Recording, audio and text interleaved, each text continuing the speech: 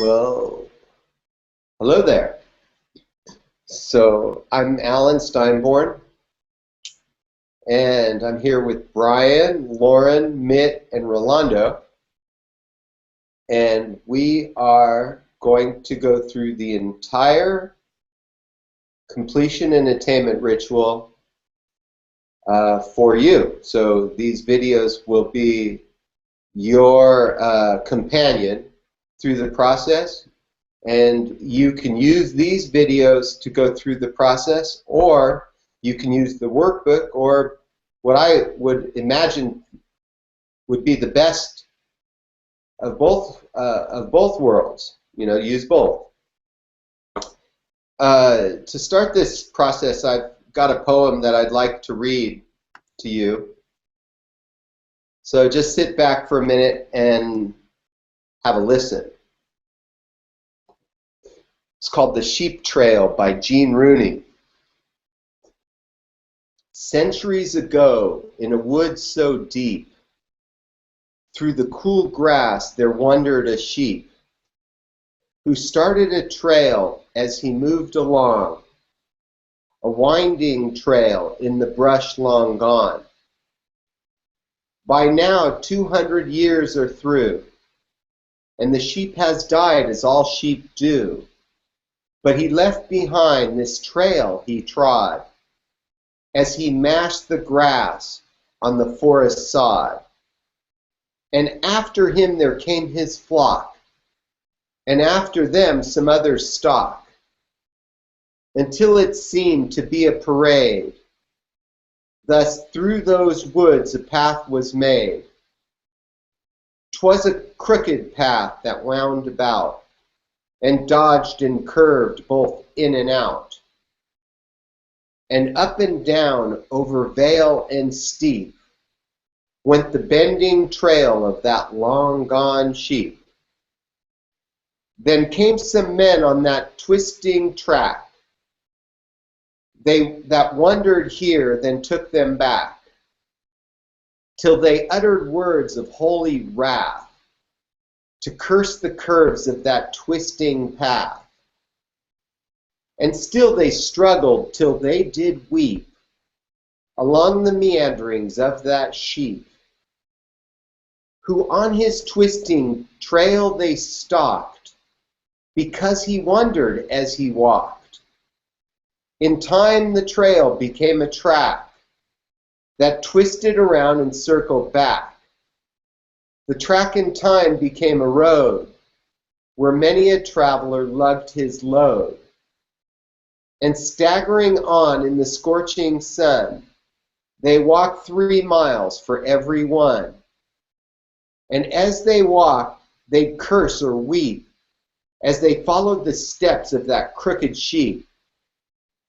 In time the road became a street, and the forest a town where traders meet to sell their goods at their carts as their carts did creep along the footsteps of that sheep. And then the street became a square of a growing city's thoroughfare. And then no lesser fame than this, the major street of a metropolis. Each day the city's thousands trod over the ancient forest sod, and traveled at a furious pace, the twisting path that sheep did trace. And though he's now long gone and dead, each day a million more are led by one old sheep winding in and out, directing a country's traffic about. They follow still his wandering way, wasting 10,000 years a day. Oh, what blind reverence is lent to long established precedent. We seem compelled to wander blind along the sheep trails of the mind, to win again what others won, and do again what they have done. And we, without the least contrition, bend our knee to worship tradition, and count it progress to stumble along in the hoof prints of that sheep long gone. Well, many things this tale could teach, but you do not want to hear me preach. Instead, I offer a challenge to meet, to change that path in your mind cut deep, to open your eyes to reach the sun, to do what others have not done, to transcend time to make the leap, to transform your mind and bury that sheep. That was written by Gene Rooney, and it's very appropriate as we go into the new year and we end the old year, that we think of this old year in many ways as a sheep walking the trails, sort of going randomly here and there, sometimes with intention, sometimes just by habit, just by default, not knowing really why, but just because.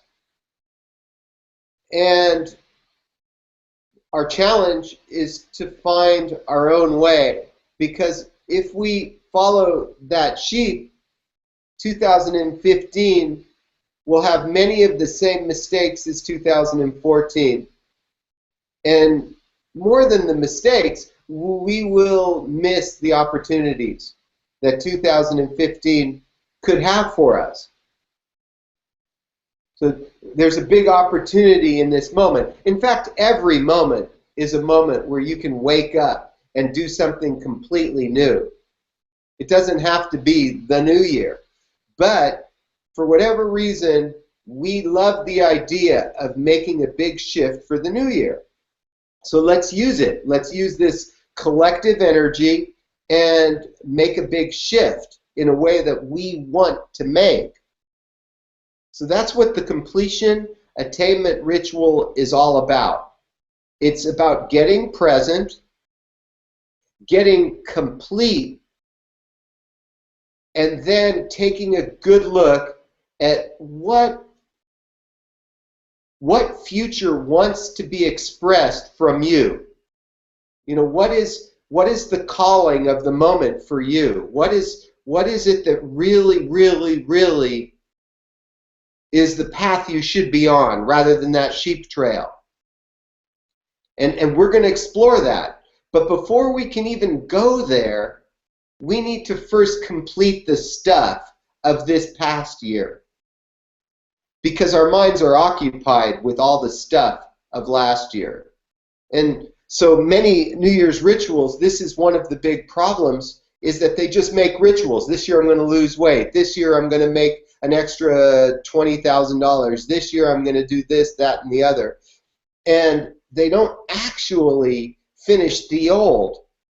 So the momentum of the old overtakes the well wishes of the new, and we're back where we started from, or even worse. So we've basically managed that in this particular training, if you will, this event, by creating a very, very good, solid completion ritual. And there are two parts to the completion ritual. There's all the stuff on the ground level of your life, all the stuff that has your attention, all the things to do and ideas, open loops that basically need some sort of closure. You need to know what to do about them. So there's all the stuff that needs to be completed. And then there are the stories of your past, the stories of how your life is going.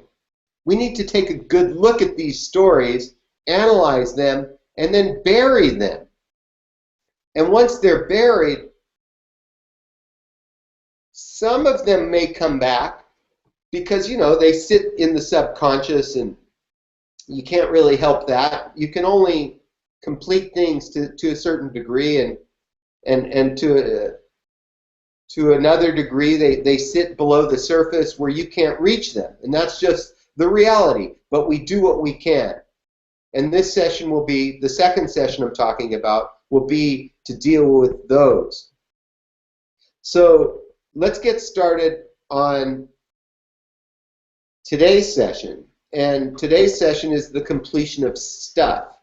Now, I'm going to assume that you already have done the preparation, which is you've cleaned your house, you have writing instruments, you have a pen, a pencil, you can use your computer, you could use an iPad. Personally, I prefer to do this on with a pen and paper. I'm old-fashioned like that. If you do use a computer, here's the agreement I invite you to make with yourself. And that agreement is no email, no Facebook, no nothing. Offline. I mean, it's hard to be offline in a way because you're with me here, but somehow no social media, no distractions. This is your time. Give yourself this time undisturbed.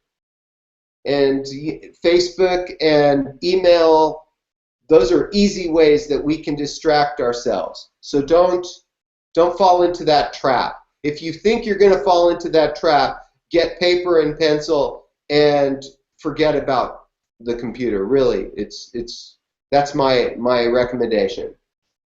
So okay, having said that, and you can find all of this in the workbook at the beginning. It talks about how to set the stage and how to take care of your body and how to prepare your environment. And that's great. So what we're going to do now is we're going to do some preparatory exercises, basically to get your mind quiet. And the first exercise we're going to do, it's a very simple exercise. And the Buddhists have a saying, breath sweeps mind. And what that means is when you take a deep breath and you hold your breath, it actually clears your mind for a second. So it's a really great way to come into presence immediately. And we're going to do that to start out here. What we're going to do is 5 breaths, and then on the 5th breath, we're going to hold it. So just simple, just breathe in, breathe out. That's 1. Breathe in, breathe out. And you know, it's also very good to breathe in through your nose. So you can also do this through the nose. And I recommend you do that as well. So breathe in through the nose, breathe out, that's 1. Breathe in, breathe out, that's 2. All the way to 5. And then when you get to 5, take a deep breath and hold it. Are you ready? Okay, let's begin.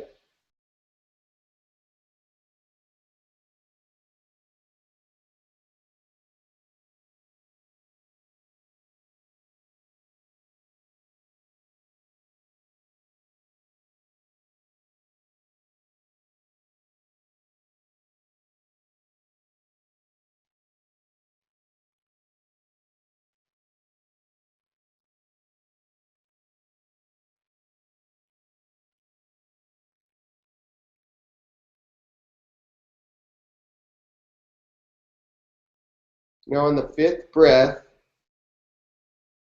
just take a deep breath and hold it in a relaxed way.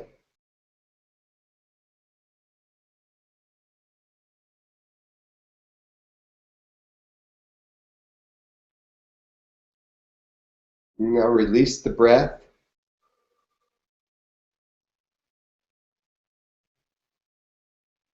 And let's do it again. We're going to do it 4 more times.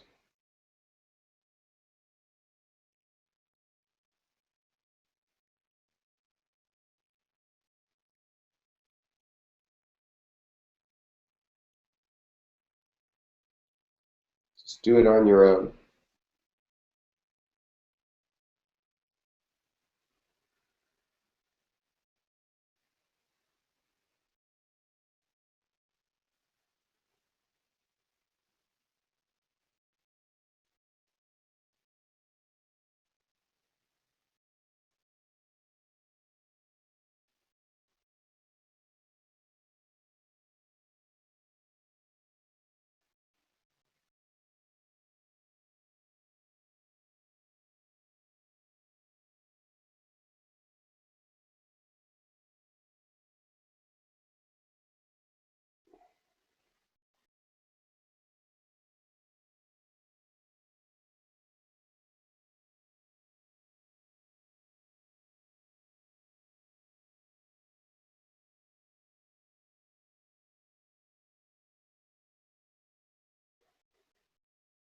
If you lose the count, don't worry about it. Just start again at 1.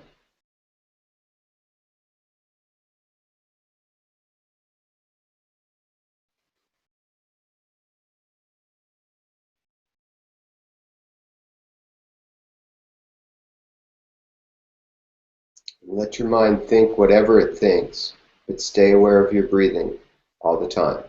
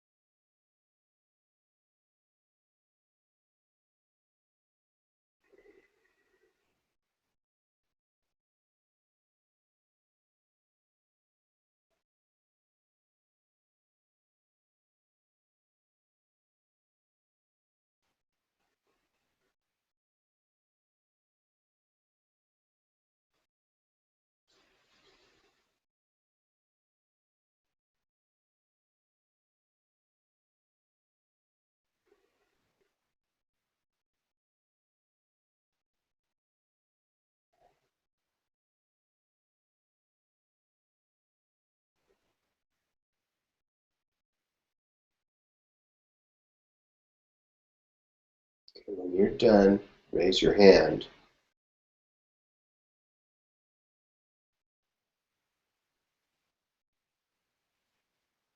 Okay, excellent. Okay, I'm going to stop the broadcast, and then we'll start again with the next one.